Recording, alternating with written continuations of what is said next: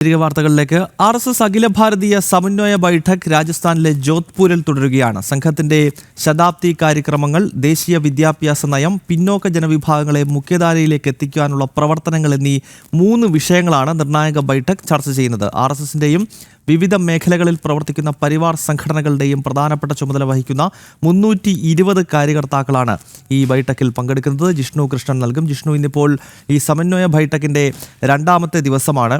അടുത്ത മാസം ആദ്യം രാഷ്ട്രീയ സ്വയംസേവക സംഘം അതിൻ്റെ ശതാബ്ദി വർഷത്തിലേക്ക് കടക്കുകയാണ്. അതിനാൽ തന്നെ ശതാബ്ദിയുമായി ബന്ധപ്പെട്ട വിഷയങ്ങളാണോ പ്രധാനമായും ചർച്ച ചെയ്യുന്നത്? മറ്റ് അജണ്ടകൾ എന്തൊക്കെയാണ് ജിഷ്ണു?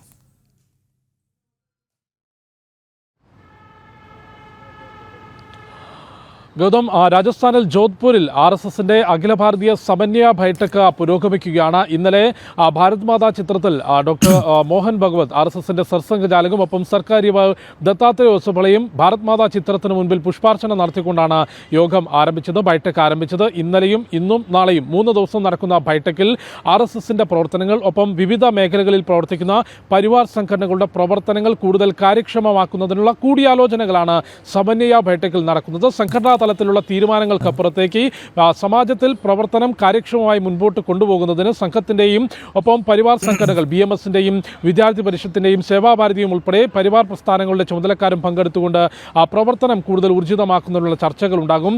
ഒപ്പം ഗൗതം ചൂണ്ടിക്കാട്ടിയതുപോലെ RSS അതിൻ്റെ 100ാം വർഷത്തിലേക്ക് കടക്കുകയാണ്. വരുന്ന വിജയദശമി ദിനത്തിൽ സംഘം അതിൻ്റെ 100ാം പിറന്നാൾ ആഘോഷിക്കുന്നു. ആഘോഷങ്ങൾക്കപ്പുറത്തേക്ക് ഒരു സംഘടന 100 വർഷം പിന്നിടുന്നു എന്ന് പറയുമ്പോൾ അതൊരു വലിയ ആഘോഷമാക്കേണ്ട നിമിഷമാണ്. എന്നാൽ ആഘോഷങ്ങൾക്കപ്പുറം സമാജത്തിലേക്ക് കൂടുതൽ ആഴത്തിലിറങ്ങുന്നതിനുള്ള കാര്യപരിപാടികളാണ് ആ സംഘം ആസൂത്രണം ചെയ്തിട്ടുള്ളത്. പഞ്ചപരിവർത്തനശീല എന്ന ആശയം മുൻനിർത്തിക്കൊണ്ടുള്ള സമാജ പരിവർത്തനത്തിനുള്ള പ്രവർത്തനങ്ങൾ കാര്യക്ഷമമാക്കും. അത്തരത്തിൽ സംഘത്തിൻ്റെ ശതാബ്ദി വർഷത്തിലെ പ്രവർത്തനം, ദേശീയ വിദ്യാഭ്യാസ നയം, പിന്നാക്ക വിഭാഗത്തിലുള്ള ജനങ്ങളെ മുഖ്യധാരയിലേക്ക് എത്തിക്കുന്നതിനുള്ള പ്രവർത്തനങ്ങൾ, ഈ 3 വിഷയങ്ങളാണ് പ്രധാനമായും ബൈഠക്കിൽ ചർച്ച ചെയ്യുന്നത്. കൂടാതെ സേവാഭാരതിയും BMSും അഖില ഭാരതീയ വിദ്യാർത്ഥി പരിഷത്തും പ്രത്യേക വിഷയങ്ങൾ ഈ യോഗത്തിൽ അവതരിപ്പിക്കുന്നുണ്ട്.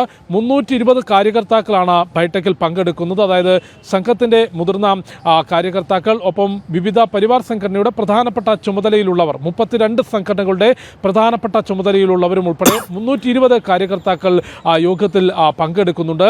സംഘത്തിൻ്റെ ശതാബ്ദി വർഷവുമായി ബന്ധപ്പെട്ട് RSS സർസംഘചാലക് ഡോക്ടർ മോഹൻ ഭഗവത് ഡൽഹിയിൽ ഒരു 3 ദിവസം നീണ്ടുനിന്ന പ്രഭാഷണ പരമ്പര നടത്തിയിരുന്നു. അതിലും ഈ ബൈഠക്കിൽ ചർച്ച ചെയ്യുന്ന വിദ്യാഭ്യാസ നയം അദ്ദേഹം പ്രധാനത്തോടെ എടുത്തു പറയുകയുണ്ടായിരുന്നു. വിദ്യാഭ്യാസം എന്നത് കേവലം സാക്ഷരത നൽകുന്നതല്ല, പ്രത്യേകിച്ച് ഒരു വ്യക്തിയെ, ഗുണമുള്ള അല്ലെങ്കിൽ ഗുണനിലവാരമുള്ള ഒരു വ്യക്തിയെ രൂപപ്പെടുത്താനുള്ളതായിരിക്കണം വിദ്യാഭ്യാസം. വിദ്യാഭ്യാസ മേഖലയിൽ നിന്ന് കൊളോണിയൽ സംവിധാനം പൂർണ്ണമായും എടുത്തു കളയണം എന്ന പ്രതികരണം RSS സർസംഘചാലക് നടത്തിയിരുന്നു. കൂടാതെ സംഘത്തിൻ്റെ പ്രവർത്തനത്തെക്കുറിച്ചും അദ്ദേഹം ആ പ്രഭാഷണ പരമ്പരയുടെ തുടക്കത്തിൽ തന്നെ വ്യക്തമാക്കിയിരുന്നു. RSSനെ കുറിച്ച് പുതുതായി ഒന്നും പറയാനില്ല. ഇതുവരെയുള്ള കഴിഞ്ഞ 100 വർഷത്തെ പ്രവർത്തനവും ഇനി മുൻപോട്ടുള്ള പ്രവർത്തനവും രാജ്യത്തിൻ്റെ നന്മയ്ക്ക് വേണ്ടിയായിരിക്കും എന്നാണ് RSS സർസംഘചാലക് വ്യക്തമാക്കിയിട്ടുള്ളത്. അതുകൊണ്ട് തന്നെ സംഘത്തിൻ്റെ ശതാബ്ദി വർഷത്തെ കാര്യക്രമങ്ങൾ, അതായത് പഞ്ചപരിവർത്തനശീൽ മുൻനിർത്തിക്കൊണ്ട് സമാജ പരിവർത്തനത്തിന് സംഘം ആസൂത്രണം ചെയ്തിട്ടുള്ള കാര്യപരിപാടികൾ, വിദ്യാഭ്യാസ നയം, പിന്നാക്ക ജനവിഭാഗത്തെ മുഖ്യധാരയിലേക്ക് എത്തിക്കുന്നതിനുള്ള കാര്യപരിപാടികൾ, ഇവയെല്ലാമാണ്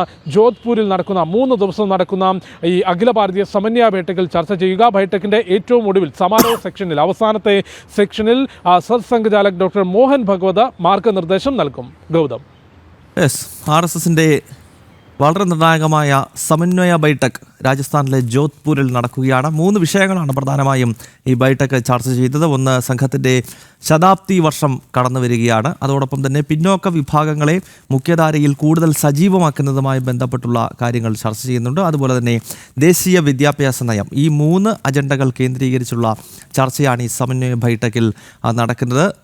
രാഷ്ട്രീയ സ്വയംസേവക സംഘത്തെ കൂടാതെ സംഘം രൂപീകരിച്ച ഏതാണ്ട് വിവിധ ക്ഷേത്ര സംഘടനകളുടെ 320ഓളം വരുന്ന പ്രതിനിധികളും ഈ നിർണായകമായ ബൈഠക്കിൽ പങ്കെടുക്കുന്നുണ്ട്. വാർത്തയുടെ വിശദാംശങ്ങൾ നൽകിയത് ജിഷ്ണു കൃഷ്ണൻ.